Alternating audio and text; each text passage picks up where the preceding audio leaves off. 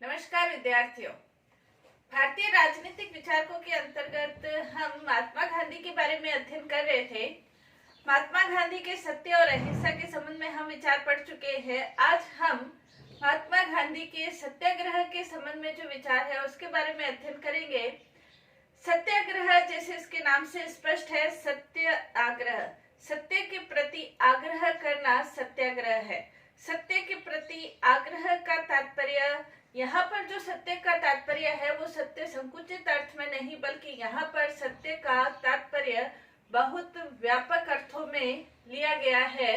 सत्य का जो व्यापक अर्थ है वो ये है कि सत्य यानी कि जो स्वयं के, मानव के, संसार के, इस ब्रह्मांड के कल्याण के लिए जो आग्रह किया जाता है वो सत्याग्रह। सत्य का यहाँ पे तात्पर्य सभी मानव जगत के कल्याण के लिए किया गया आग्रह।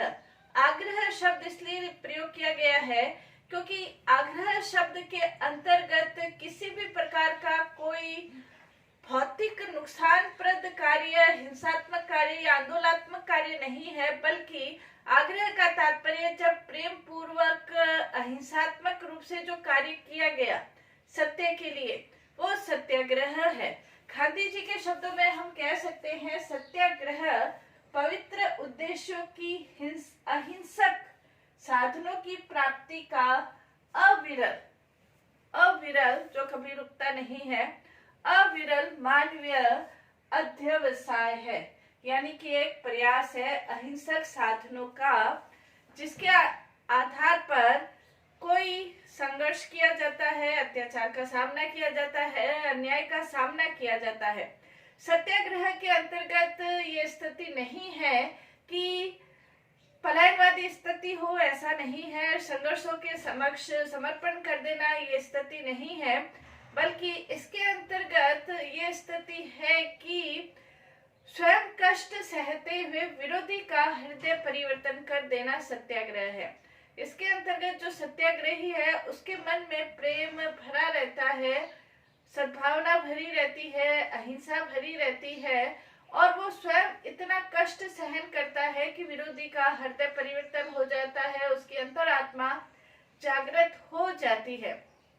महात्मा गांधी इस पर विश्वास करते हैं कि प्रत्येक व्यक्ति के मन में अंतरात्मा होती है और उस अंतरात्मा हमेशा सही कार्य करती है, लेकिन कई बार हिंसा के द्वारा, विद्वेष, ईर्ष्या, छल कपट, इन अवगुणों से वशीभूत रहते हुए कई बार व्यक्ति अन्याय अत्याचार करने लग जाता है।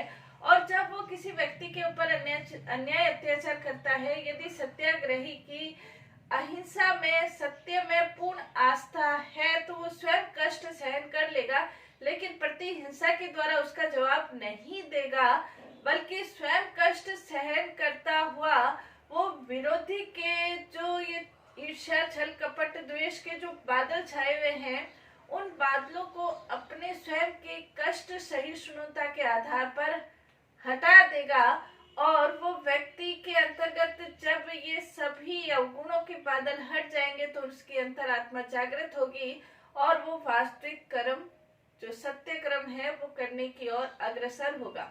यहाँ महात्मा गांधी ये कहते हैं सत्याग्रह जहाँ स्वयं के लिए कल्याणकारी है वहाँ विरोधी के लिए भी कल्याणकारी है, क्योंकि विरोधी को भी वो सत्य मार्ग की ओर अग्रसर करता है।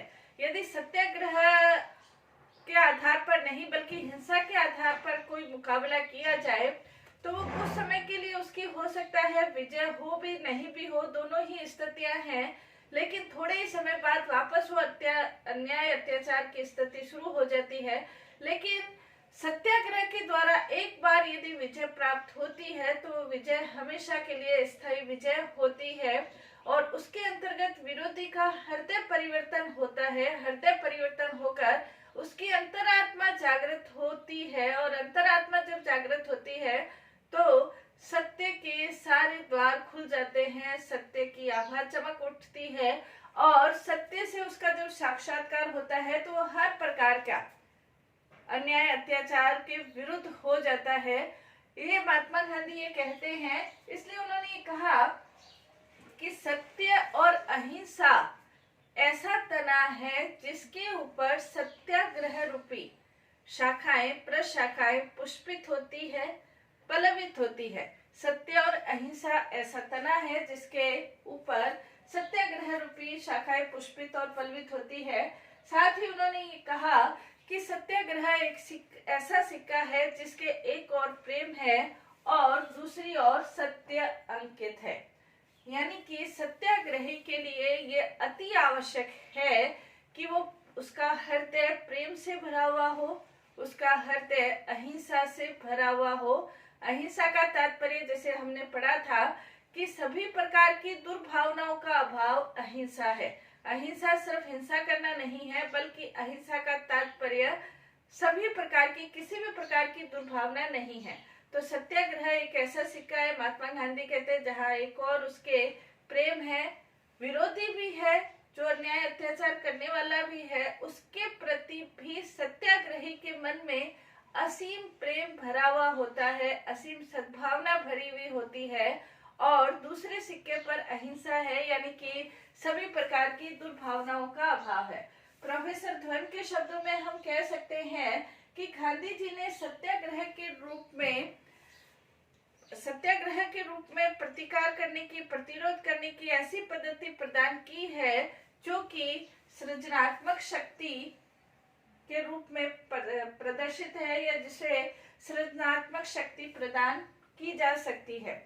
महात्मा गांधी ने निष्क्रिय प्रतिरोध और सत्याग्रह दोनों में अंतर स्थापित किया है। कई बार सत्याग्रह और निष्क्रिय प्रतिरोध को एक ही समझ लिया जाता है, जबकि सत्याग्रह अलग है और निष्क्रिय प्रतिरोध अलग है।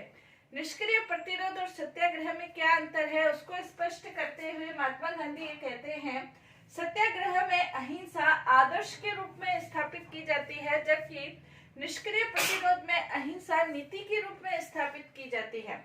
जब अहिंसा को आदर्श के रूप में लिया जाता है तो अहिंसा के लिए सत्याग्रही अपना सब कुछ न्यौछावर करने के लिए तैयार रहता है। वो किसी भी परिस्थिति में हिंसा को ग्रहण नहीं करता है, जबकि निष्क्रिय प्रतिरोधी एक नीति के रूप में रहता है और इस कारण से कभी परिस्थिति वश वो हिंसा भी ग्रहण कर सकता है। इसलिए निष्क्रिय प्रतिरोध और सत्याग्रह दोनों में अंतर है। दूसरा अंतर उन्होंने बताया, सत्याग्रह के अंतर्गत सभी प्रकार की दुर्भावनाओं का अभाव है। जो भी दुर्भावनाएं, ईर्ष्या, छल, कपट, द्वेष, इन सभी प्रकार की दुर्भावनाओं का अभाव है। लेकिन निष्क्रिय प्रतिरोध के अंतर्गत जिसके प्रति निष्क्रिय प्रतिरोध किया जाता है, निष्क्रिय यानी कि बिना क्रियाहीन प्रतिरोध करना, जिसके प्रति निष्क्रिय प्रतिरोध किया जाता है उसके प्रति अवश्य ही दुर्भावना रहती है। यानी कि विरोधी को कष्ट देने की भावना निष्क्रिय प्रतिरोध के अंतर्गत रहती है, लेकिन सत्याग्रह के अंतर्गत ऐसी किसी भी भावना विरोधी के प्रति भी नहीं रहती है। नेक्स्ट इसके अंतर्गत कह सकते हैं कि सत्याग्रह वीरों का अस्त्र है। जो वीर है, बहादुर है, साहसी है, निर्भीक है, वो व्यक्ति ही सत्याग्रह का प्रयोग कर सकते हैं, जबकि निष्क्रिय प्रतिरोध दुर्बलों का अस्त्र है।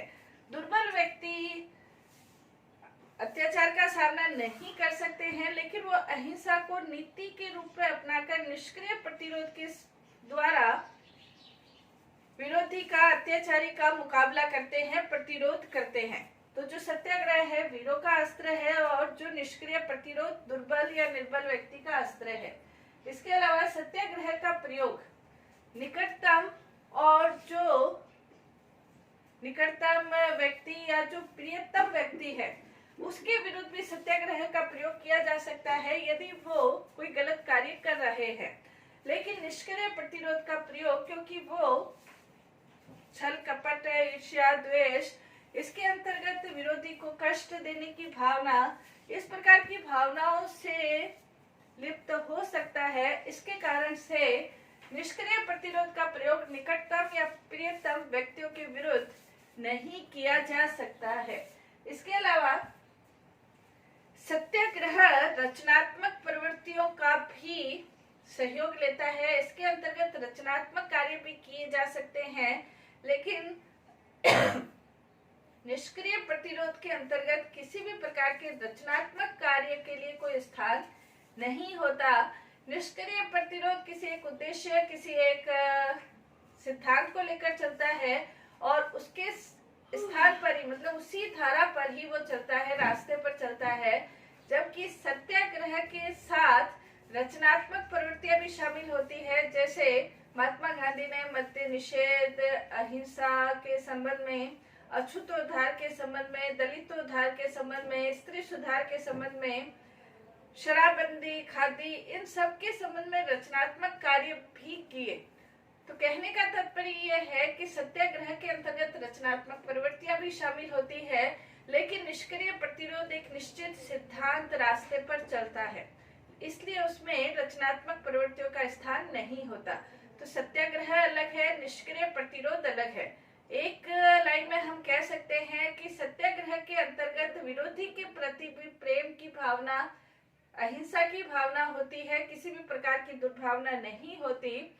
जबकि निष्क्रिय प्रतिरोध के अंतर्गत विरोधी का विरोध करना है, इसलिए उसके प्रति विरोधी भावना हो सकती है। तो दोनों के बीच, सत्याग्रह और निष्क्रिय प्रतिरोध में दोनों के बीच अंतर है। नेक्स्ट इसके अंतर्गत हम पढ़ेंगे कि सत्याग्रह के क्या गुण है।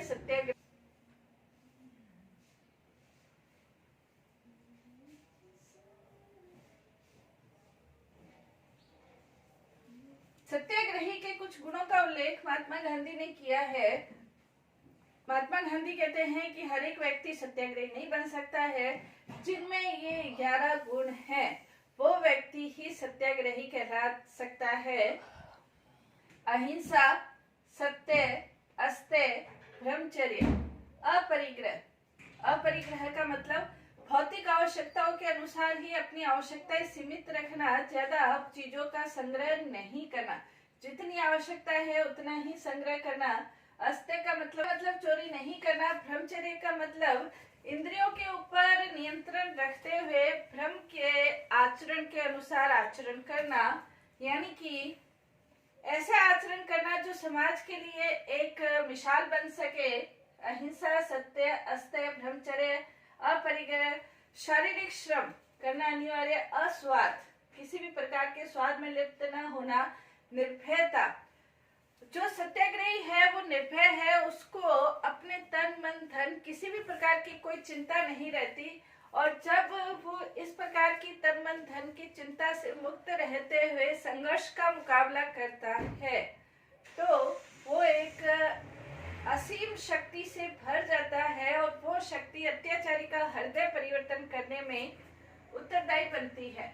सभी धर्मों के प्रति समान दृष्टिकोण रखता है। स्वदेशी का प्रयोग करता है, विदेशी चीजों के प्रति नहीं बल्कि स्वदेशी का वो प्रयोग करता है।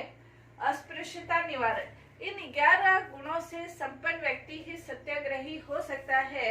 महात्मा गांधी ने कहा कि सत्याग्रह एक ऐसा अस्त्र है जिसकी आशा हर एक आम व्यक्ति के द्वारा नहीं की जा सकती है।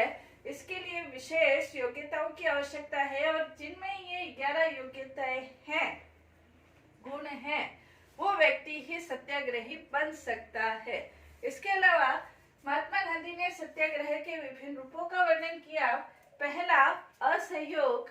असहयोग यानी कि जब सत्याग्रही को ये लगता है कि जो शासन है वो ऐसे अन्यायपूर्ण कार्य कर रहा है, तो सत्याग्रही व्यक्ति शासन के साथ असहयोग रखता है या असहयोग का रूप अपनाता है, क्योंकि उसको पता है कि शासन का संचालन व्यक्तियों के सहयोग के आधार पर ही होता है, और जब व्यक्ति शासन में सहयोग करना बंद कर देंगे तो शासन संचालित होना संभव नहीं हो पाएगा। तो जो सत्याग्रही है वो शासन के अन्याय अत्याचार का विरोध अहिंसा सत्य के आधार पर करता हुआ शासन से असहयोग का रूप अपनाता है, जिसका प्रयोग महात्मा गांधी ने 1920-21 में असहयोग आंदोलन के रूप में किया था। दूसरा, सविनय अवज्ञा आंदोलन।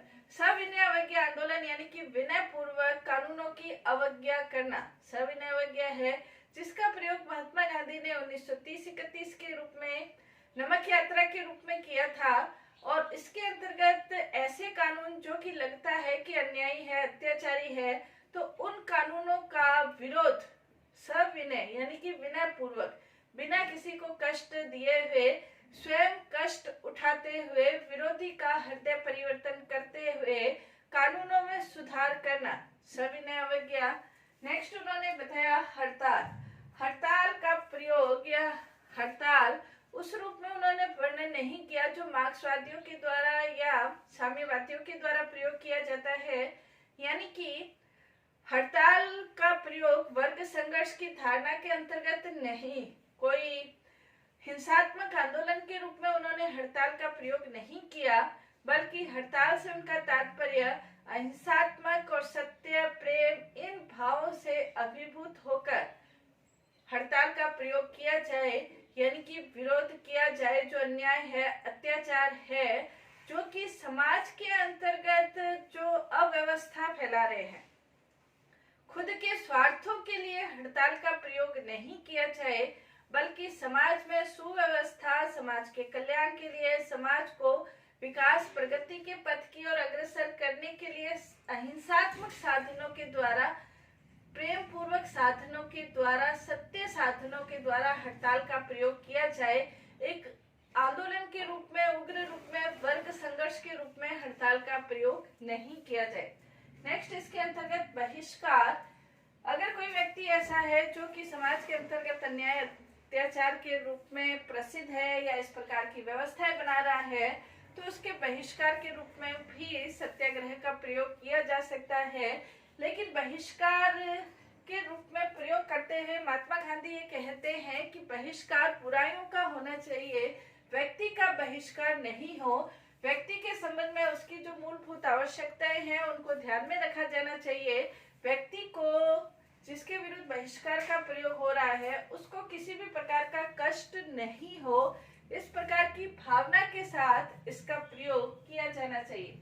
नेक्स्ट है धरना। धरने का तात्पर्य स्वयं कष्ट सहते हुए विरोध करना, अन्याय अत्याचार का विरोध करना, ये धरना है। नेक्स्ट महात्मा गांधी ने ये कहा उपवास। उपवास का मतलब पूर्ण रूप से अन्न जल का त्याग कर देना, जिससे विरोधी का हृदय परिवर्तन हो जाए। स्वयं पर इतने कष्ट लेना, स्वयं इतने कष्ट सहन करना कि विरोधी अन्याय और अत्याचार से ऊपर उठ जाए और वो उसकी बात मानने के लिए तैयार हो जाए। महात्मा गांधी ने स्वयं भी अपने जीवन में कई बार, कभी 11 दिन, कभी 21 दिन का उपवास रखते हुए ये कार्य किए हैं। हिजरत का प्रयोग, महात्मा गांधी एक हिजरत भी, सत्याग्रह का एक रूप हिजरत भी है, जिसके अंतर्गत जब किसी स्थान पर आत्मसम्मान पूर्वक नहीं रहा जा सके तो उस स्थान को छोड़ देना, उस स्थान से कहीं और जाकर बस जाना हिजरत कहलाता है। महात्मा गांधी ने भी विठलगढ़, बारडोली हिजरत का लोगों को कहा था कि आप जब आत्मसम्मान पूर्वक एक स्थान पर नहीं रह सकते तो दूसरे स्थान पर जा सकते हो, उनके लिए कहा था। महात्मा गांधी ने सत्याग्रह के ये जो विभिन्न स्वरूप कहे हैं, परिस्थितियों के अनुसार इन रूपों का प्रयोग किया जा सकता है, लेकिन किसी भी परिस्थिति में महात्मा गांधी ये कहते हैं विरोधी को कष्ट देना उद्देश्य नहीं होना चाहिए। हमारा उद्देश्य जो अन्याय अत्याचार है उसका विरोध करना होना चाहिए, विरोधी का विरोध करना नहीं होना चाहिए। विरोधी के प्रति भी व्यक्ति के मन में प्रेम, सत्य, अहिंसा ये भरी हुई होनी चाहिए। और जब व्यक्ति के मन में सत्य के प्रति इतना ज्यादा विश्वास, तो वो एक व्यक्ति इतना शक्ति पुंज के रूप में हो जाता है कि वो हर प्रकार के अन्याय और अत्याचार का मुकाबला कर सकता है। महात्मा गांधी ये कहते हैं कि सत्याग्रह की सफलता सुनिश्चित है, क्योंकि व्यक्ति इतना शक्ति संपन्न हो जाता है कि इसके संबंध में हर प्रकार की बुराई और अन्याय अत्याचार अपने घुटने टेक देता है। और वो घुटने न सिर्फ टेकता है, न सिर्फ उसकी सफलता सुनिश्चित है, बल्कि चिरकाल तक के लिए भी उसकी सफलता रहती है। ऐसा बिल्कुल नहीं है कि सत्याग्रह के अंतर्गत सफलता मिलेगी या नहीं मिलेगी, इसके अंतर्गत शंका का किसी भी प्रकार का कोई आधार नहीं है। सत्याग्रही व्यक्ति जो है वो स्वयं की आत्मा में विश्वास करता है, परमात्मा में विश्वास करता है। जब वो स्वयं के अपने आत्मिक चेतना में विश्वास करता है तो उसके किसी भी प्रकार के विनाश की उसकी कोई भी संभावना नहीं रहती, क्योंकि आत्मा अजर अमर अविनाशी है, तो स्वयं का तो उसका विनाश होगा नहीं। ईश्वर के प्रति उसकी असीम श्रद्धा रहती है, और जो विरोधी है, विरोधी के मन में भी प्रेम, दया, सद्भावना, सहयोग ये भरा हुआ है। विरोधी के प्रति भी उसकी सकारात्मक भावना रहती है। इन्हीं सब कारणों से महात्मा गांधी कहते हैं कि सत्याग्रही की जो सत्याग्रह का आंदोलन है उसकी सफलता सुनिश्चित है। इसके संबंध में पट्टाभी सीतारामैया है वो ये कहते हैं कि जो सत्याग्रह है वो सादा है परंतु प्रभावी है, दिव्य है किंतु क्रियात्मक है, सार्वलौकिक है, अत्यंत है लेकिन सार्वलौकिक है, सब जगह गुप्त शक्ति नहीं है, ये खुला रहस्य है सत्याग्रह। आश्चर्य, ये जादू नहीं है बल्कि एक आश्चर्य है कि इसके द्वारा बड़े से बड़ा कार्य करने की क्षमता निहित है। ये एक रहस्य नहीं है बल्कि एक करिश्मा है, ये कोई तंत्र नहीं है बल्कि एक मंत्र है। इसलिए महात्मा गांधी ये कहते हैं कि जो सत्याग्रह की सफलता है वो सुनिश्चित है, अवश्य सफलता मिलती है। बस सत्याग्रही अपना कार्य अहिंसा, सत्य, प्रेम से भरपूर होकर करता है तो उसकी सफलता